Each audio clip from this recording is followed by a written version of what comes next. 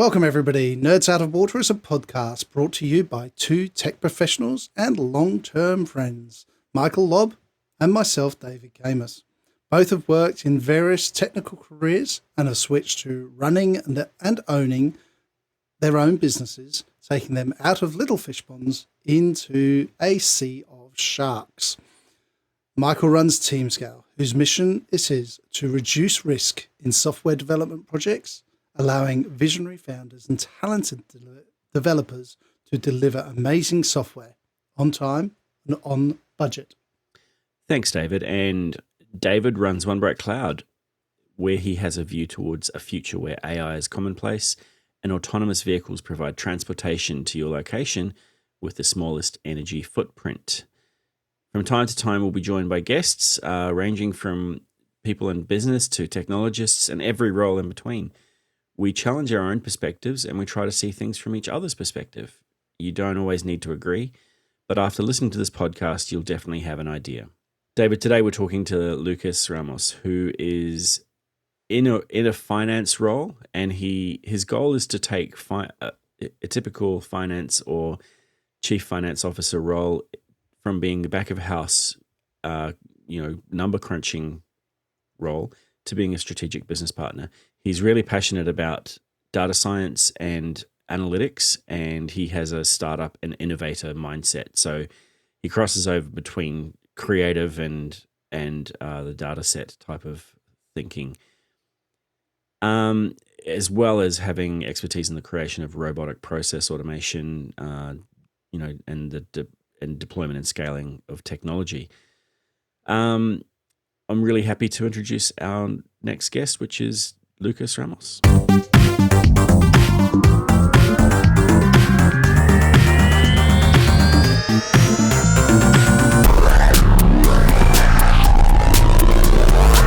Lucas, welcome. Thanks, David. How are you? I'm really good, mate. Really good.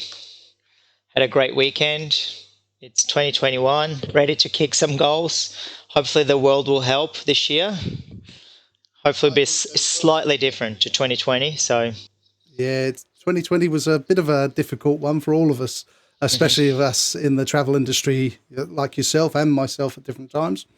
Correct. So I don't know you. Michael knows you a heap. Yeah. So, look, I actually left Brazil at the age of 19, and I moved to Australia, straight to the Gold Coast. And I came to uni where I completed my Bachelor of International Business at Griffith Uni. And like most people that moved to this country, and I'm sure, we all know a lot of those people. I absolutely fell in love with the country. And when I completed my bachelor's in international business or in business administration, there really were two options for me to stay in the country. One was to do a master's in IT, or another one in accounting. That was kind of related to business admin. And it's quite ironic that back then I was really not a fan of IT. So accounting was the way to go. So this was I finished uni about 16 years ago. And it's a little ironic because I think, back then, little did I know the importance of an impact of IT in the current business world, in digital transformation, in the industry that I work in, and in my profession. So I guess you can say I'm an accountant by accident, right? That's not to say I don't enjoy, and I didn't enjoy accounting. So I did my master's degree. Later on, I got my qualification as a chartered accountant. It really gave me a lot of clarity as to how much value add an accountant can bring to the organization. So then my very first job was traditional private practice, doing your traditional tax returns, financial statements. And it really made me question whether accounting was right for me. Mind you, back then, accounting was really a proper number crunching job. You have manual bank statements, you have paper receipts, you had to collate all of that data, enter the data, and try to make some sense of it. Mm-hmm. So I couldn't wait to get out of public practice and move into an organization what in accounting was always called commerce. So you have private practices and commerce. And I was lucky to join after 3 years the Mentor Group. which you guys may know or used to know was the largest accommodation provider in Australia and New Zealand. And 3 years ago, they were purchased by Accor. And so I spent 9 years there, and I rose from accountant to senior accountant to finance manager and area financial controller while I was there. And I moved a little bit away from corporate accounting in my first years at Mentra into operations. And that's where I discovered my passion. As soon as I started partnering with general managers, with with departmental managers, using analytical and financial modeling skills, translating operations into numbers into operations, I realized that I really loved being part of that strategic part of the businesses. And then 3 years ago, I joined DAE, which now has been renamed and rebranded to Seven Across. I worked closely with Michael, I think my first couple of years there. And I was brought in right after the acquisition from Wyndham Destinations and RCI to support the integration of the business globally and lead the financial planning and analysis function.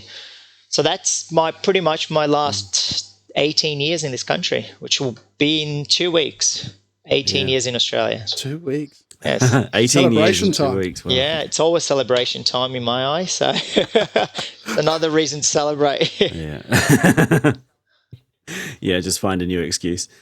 With the analytics that you were talking about, you've spent a lot of effort and time, and your passion, I guess, is showing where you can deliver on delivering those analytics and producing operational goals and hitting those. How do you use that to help a business grow? Well, look, let me give you a little bit of background as to how I got into analytics, because I think it will help answer this question. So, as I mentioned, when I was at Mentra, I moved into operations. And I discovered that there was a significant gap and a need from those stakeholders to gain value from deep financial analysis and complex financial models. When you talk about what-if scenarios, forecasting and budgeting, and I've always been someone that I loved a challenge, and I continually challenge myself, to know more and learn more. So during the time, I started exploring our business intelligence tool back then to harness a lot more data, and I started exploring a variety of courses online on the subject matter. Now, I think around then, 5-6 years ago, was when there was an explosion of courses online. There was Lynda back then that became LinkedIn Learning, Coursera, Udemy, those university courses. They started being freely available. Then subsequently, they started charging for quite a few of those. And that's when I got to learn about the terms business analytics and data science. And I started exploring a lot more, and I started taking some business analytics courses and data science courses. And that's when I learned I go, oh, wow, this is not only is really aligned to who I am and what I'm doing at work, it's something really exciting. It's evolving really fast, and you can genuinely add a lot of value to the businesses when you gain a lot more expertise in this area. So that's what I started doing. I think, first of all, I started studying a lot. I started getting a lot more expertise. I started adding more value to the businesses. And then the businesses started, appreciating all that.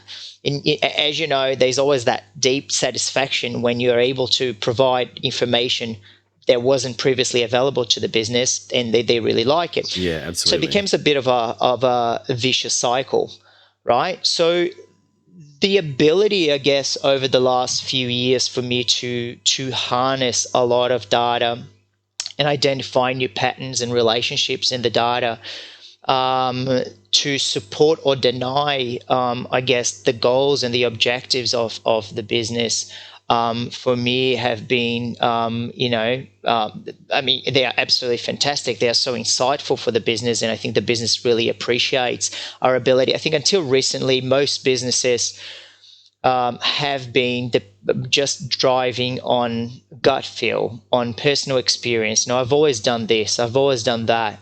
But with the advance of data and analytics, data has been able to disprove a lot of those strategies and those ways to manage business.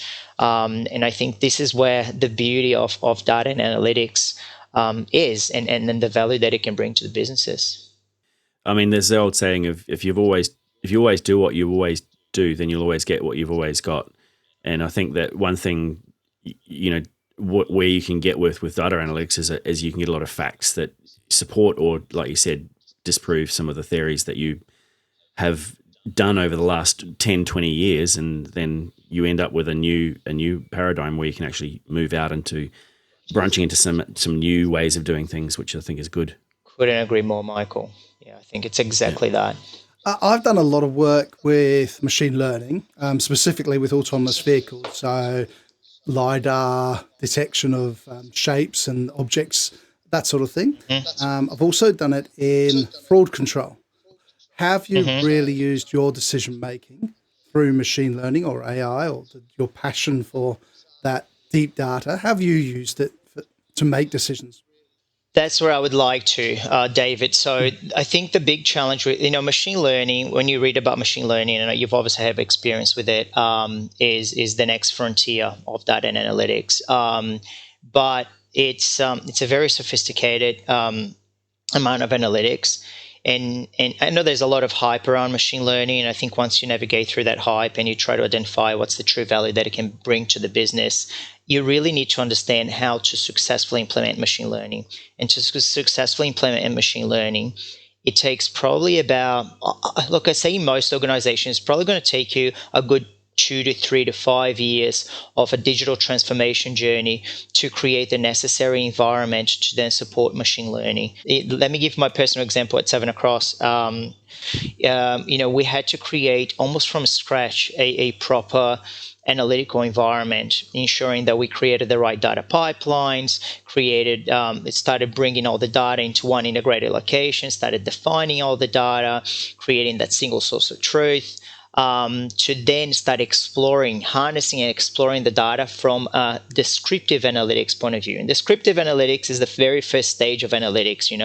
You've got descriptive, then you move over to predictive and prescriptive.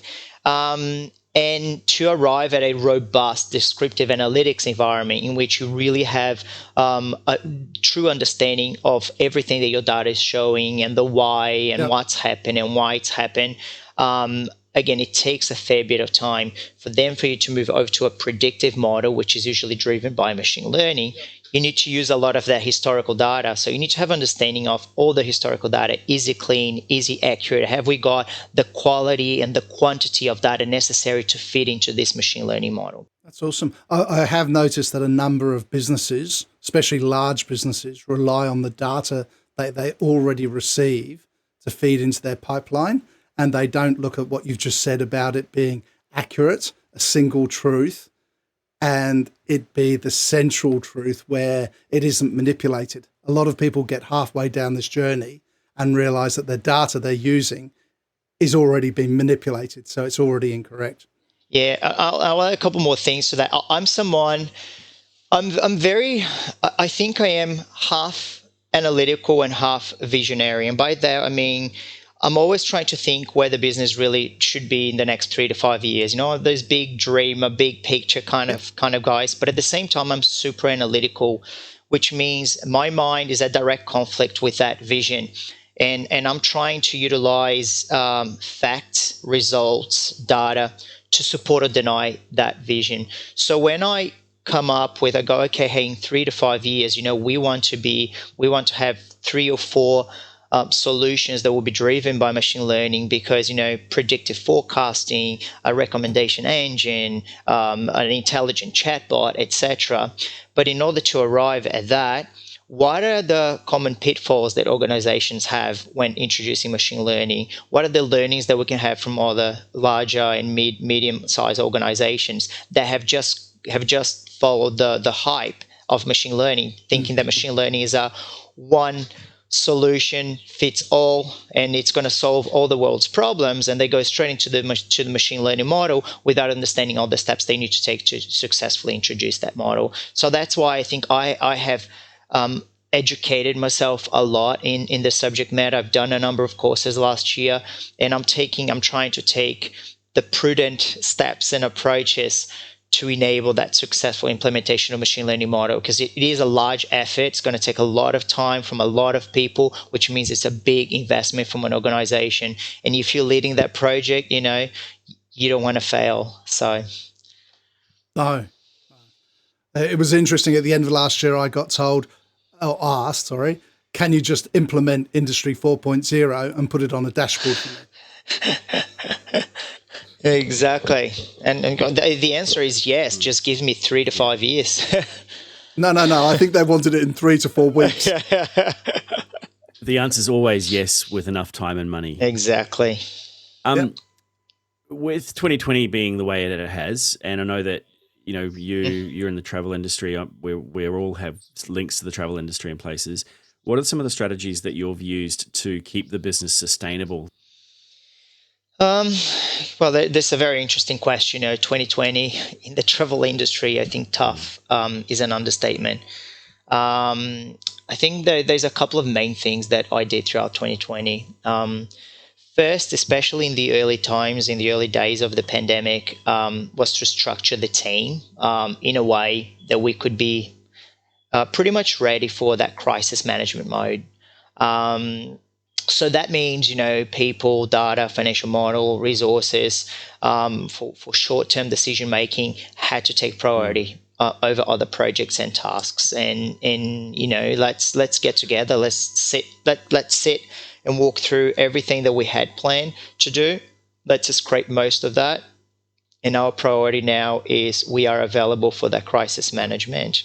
And aligned to that, but more from a leadership point of view, is I really tried to be, even though at times it was very difficult, the best leader that I could. We went through very uncertain times, especially the first 3 months in the organization. Globally, there were people that were impacted in the travel industry in general, as we know, we would have heard in the news. So maintaining positivity during the uncertain times. We all hear about the lead by example motto. And I think this was very true in 2020. You need to ensure that you have empathy towards all those people that you work with, that you be a good listener, that you support, that you mentor, that you maintain a positive attitude towards the work, jobs, the industry in general. Because at the end of the day, you didn't have a crystal ball. You didn't know what was going to happen. So all you could do is try to maintain that positive approach to ensure that we're all engaged, not just the people that I work with, but myself. I couldn't let myself get into that negative mindset that everything's so uncertain, everyone's going to lose their jobs and what's going to happen in my life, because you really didn't know. You didn't know what was going to happen. So, I think we really needed to embrace those values. In the end, unless you have an engaged and positive workforce, you can't reach any of the short, mid, or long-term goals. And we had so many short-term decision-making goals throughout 2020, probably, especially in the world of finance and analytics, was probably the busiest time of most people's lives. It's definitely the most challenging and busiest times that I went through in the last 18 years. And talking to people who have been in the industry for 30, 40 years, they said the exact same thing. It's been the same in technology as well. Lots of short-term decisions to get us through this year. And then, with hopefully understanding what the longer-term goals are so that we can switch things into a different gear when this is all over.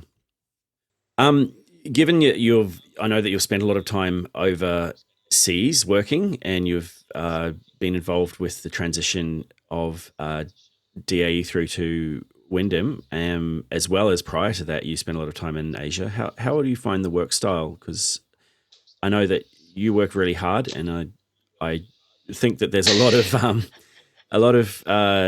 similarities in some places. So how do you find the work style across borders?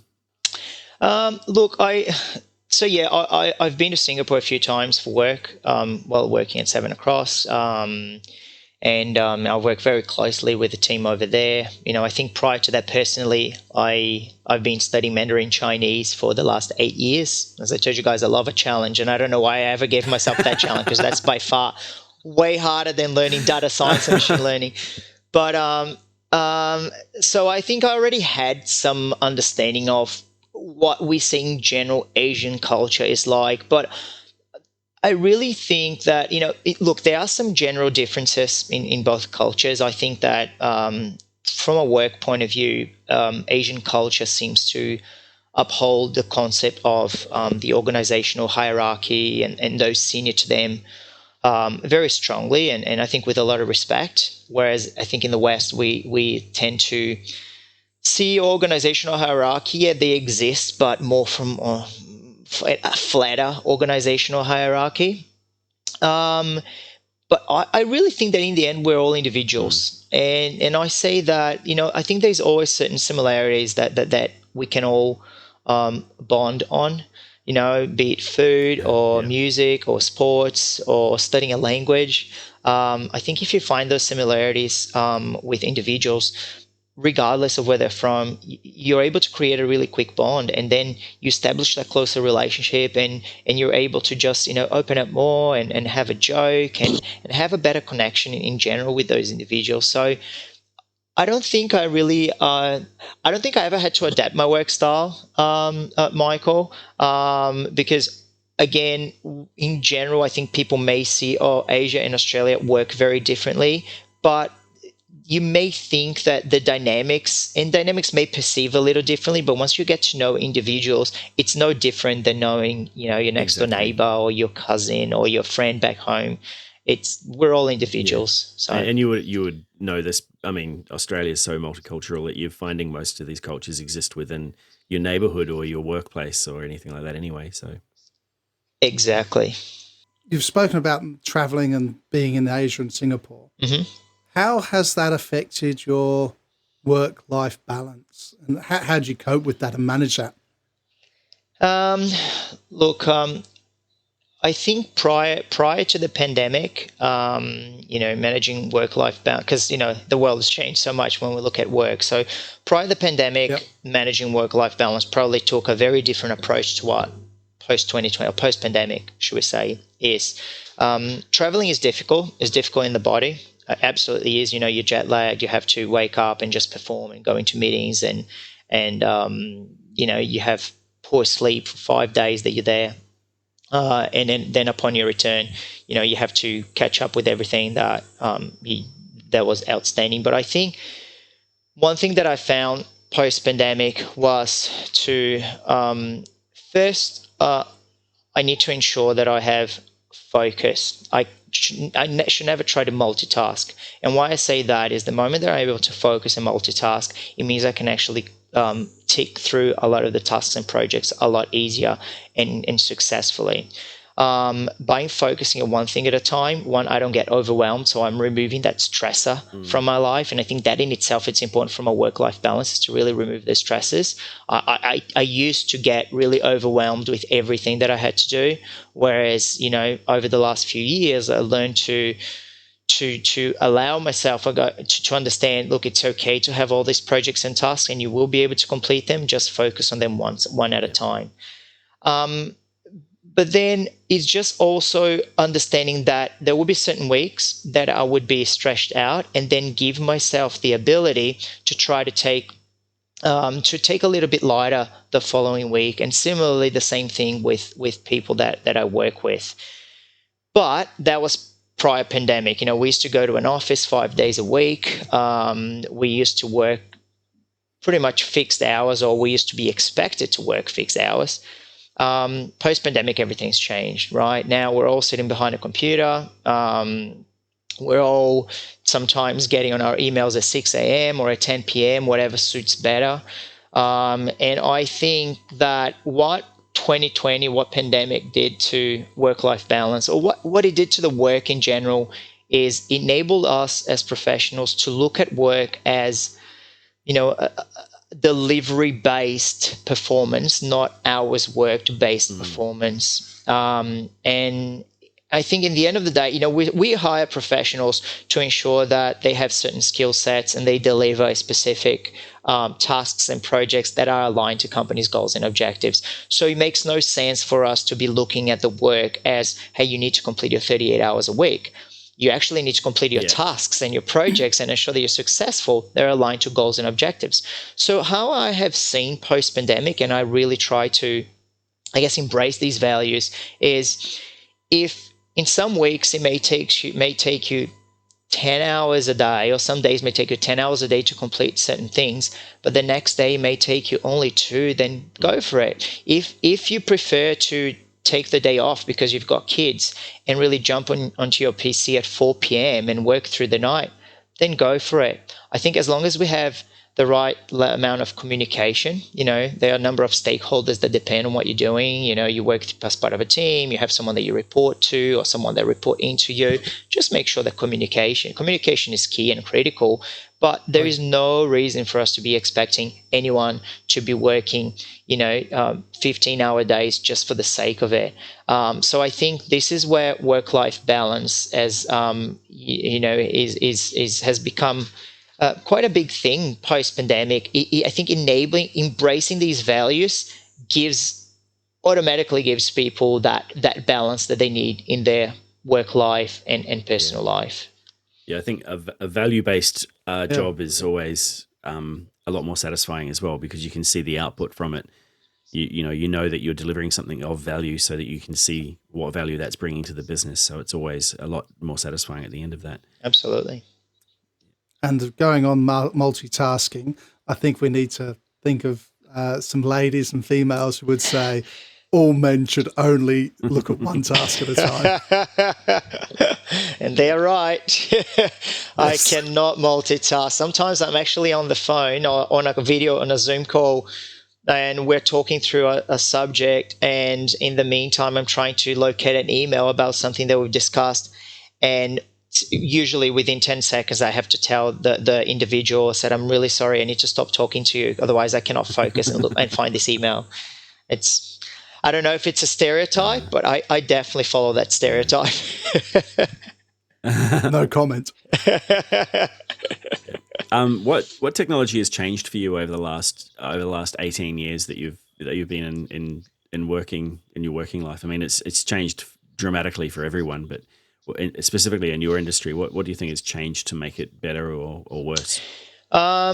Look, there's been so many, technology that has actually changed. But I think probably, I think if I look back 15 years ago,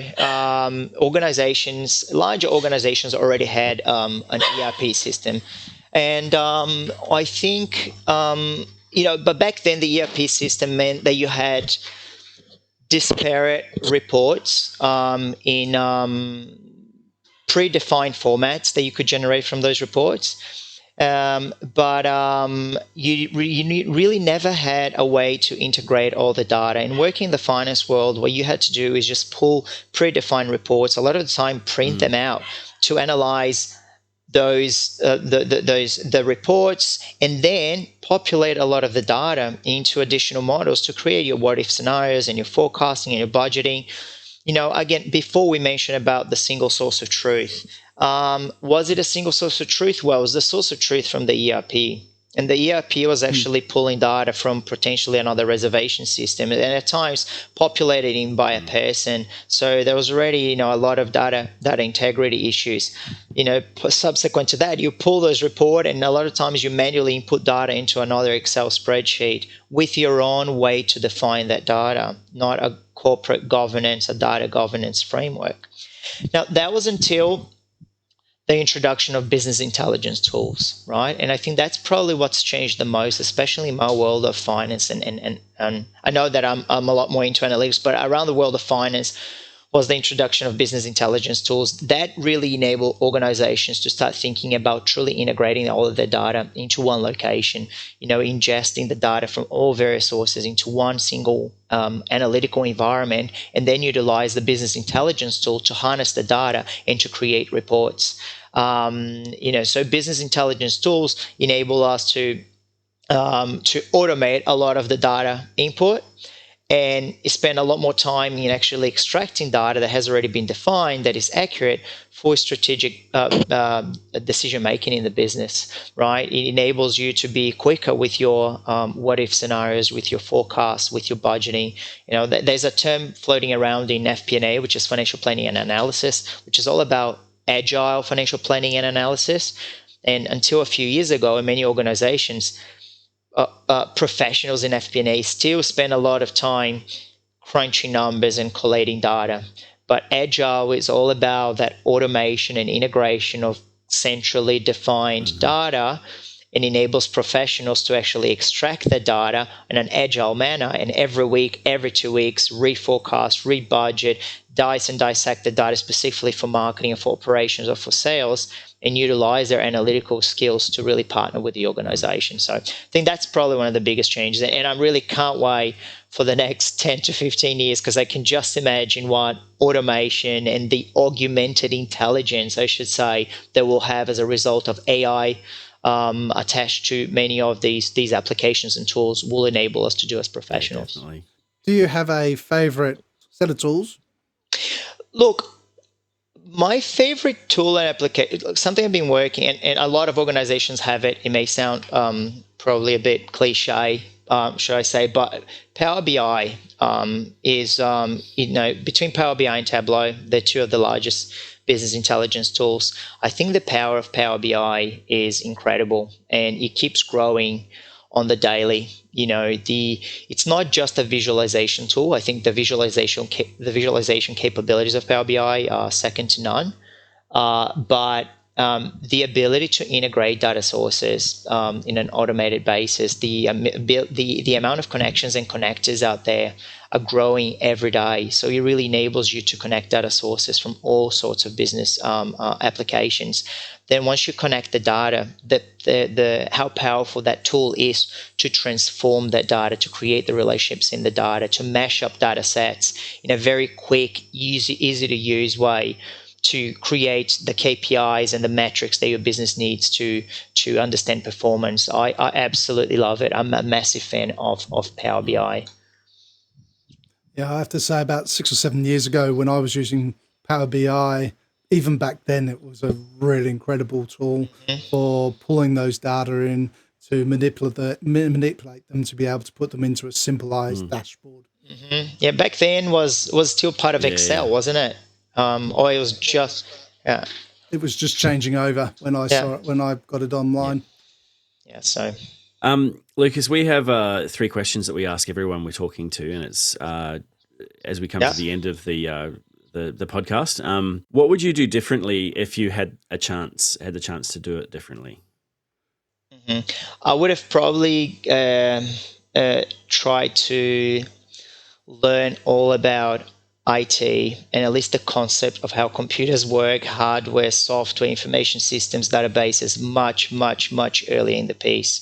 When I was at uni, a 19-year-old, and I was not a fan of IT. I wasn't one of those geeks that grew up coding or anything like that. I was a geek in my own way. I liked maths and I liked science.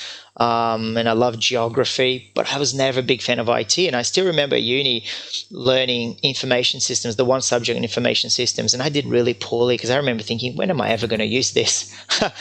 How ironic, right? So, so over the last 5 to 6 years, that's where it really hit me in the head. They go, oh wow, like I am so far behind my knowledge of IT in general, of data structures and data schemas and information systems and connection and network, etc. And all of that is absolutely critical for a finance professional these days, especially because finance is morphing into sophisticated analytics, and sophisticated analytics is driven by very sophisticated softwares.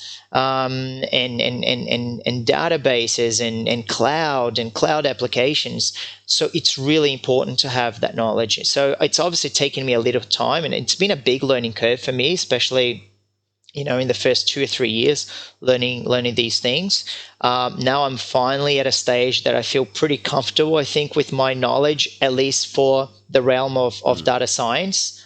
Should I say the realm of data science is very broad. As you start going to sophisticated machine learning, neural networks, deep learning, it's not quite there yet.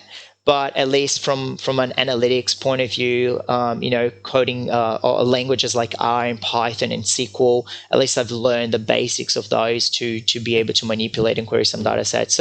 So that's probably what I would have done differently. Is try to be a little bit more enthusiastic about IT back in the day. Yeah. Well, I have to say, when I was at uni, I got actually told not to waste my time on computers, remembering the whole unit, we only had 6 computers, and I had to learn slide rules. And that was during my engineering degree. Well, back then as well, there was a big disillusion with IT because it wasn't long until we had a massive crash in the NASDAQ in North America, because we had a big tech boom and IT boom, and then it came crashing down. So I think a lot of professionals were a bit disillusioned with that world and thought maybe this is not the future. And look where we are now, It's all about technology. So maybe I'm talking a few years before that, but we won't go there. So if you looking at what your idea was, if you would be doing something differently, but if you weren't doing exactly what you're doing now, what would you be doing? I'd be doing something completely different. And by that, I mean, it may sound funny, but I love travel, right? I'm a massive traveler, and I'm probably one of those people, I just want to travel the world. But how can you do that for a living? I actually follow a number of YouTube channels, and they're travel vloggers. And some of them have over 1 million subscribers, and they make a really good living out of that. If you ever Google how much people make with over 1 million subscribers, there's some very hefty figures in there. And I watch these videos, and I don't want to sound full of it, but I do think that half the time I could do just as good of a job. Yeah. If I was a little bit younger, if I could just, quit everything and travel the world. So that's probably what I would be doing. As long as we weren't facing a world pandemic, right, that completely stopped international travel. So, well, but you see the bloggers who are making the money, what they're doing is they're going local. They're going local, exactly. Or if they're from the US, despite COVID situation over there, they can still fly into a few countries like Egypt, Turkey, Brazil, Mexico. Yeah, so that's what I'd probably be doing. I'd follow that. There you go. You got two followers. Do you have any? You touched on this before, but do you have any predictions for the future of your industry, specifically around technology?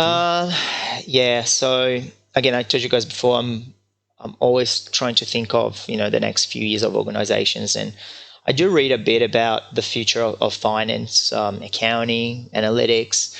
But if I focus on finance and accounting, because that's my background, I think the future of the industry itself is the departments of finance and accounting will probably be a lot smaller.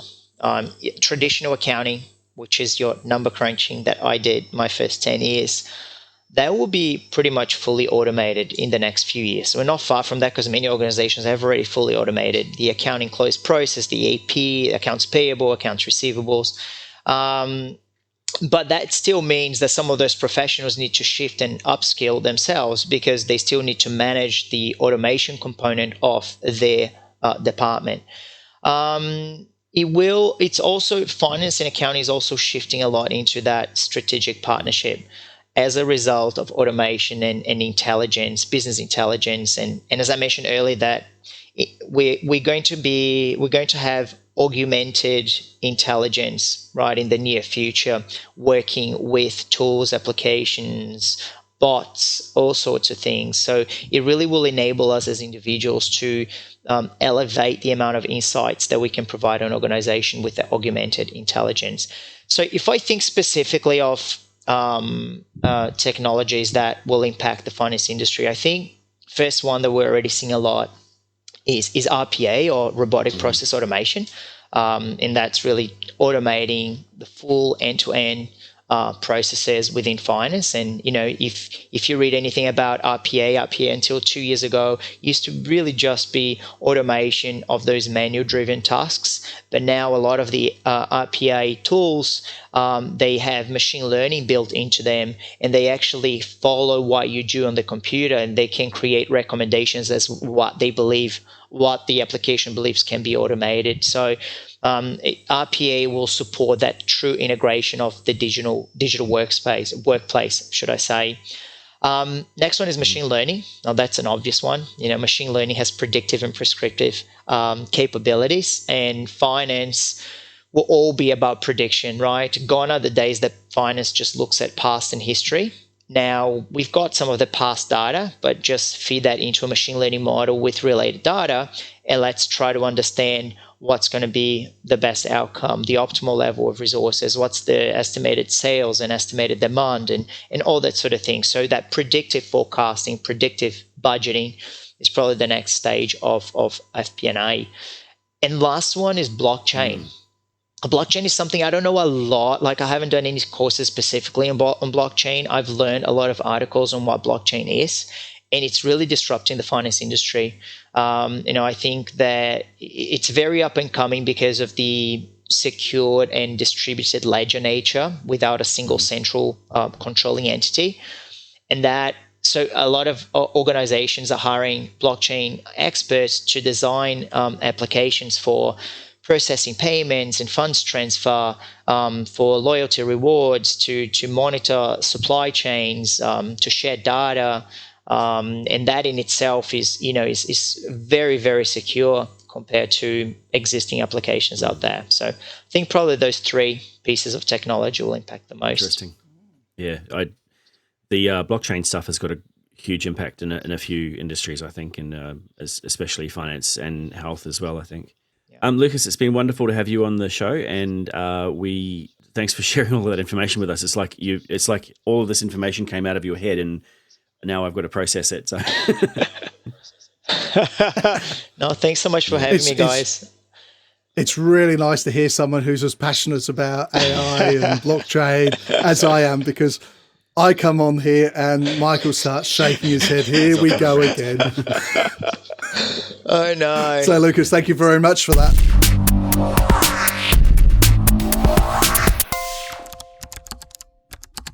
What's that? Do you continue saving your password in an Excel spreadsheet? Well, my friend, either your habits need to be changed or you are going to be exposed to a cyber attack very soon.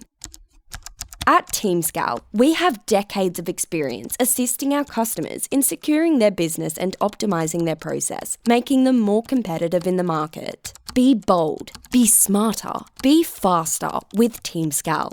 Visit teamscale.com to learn more.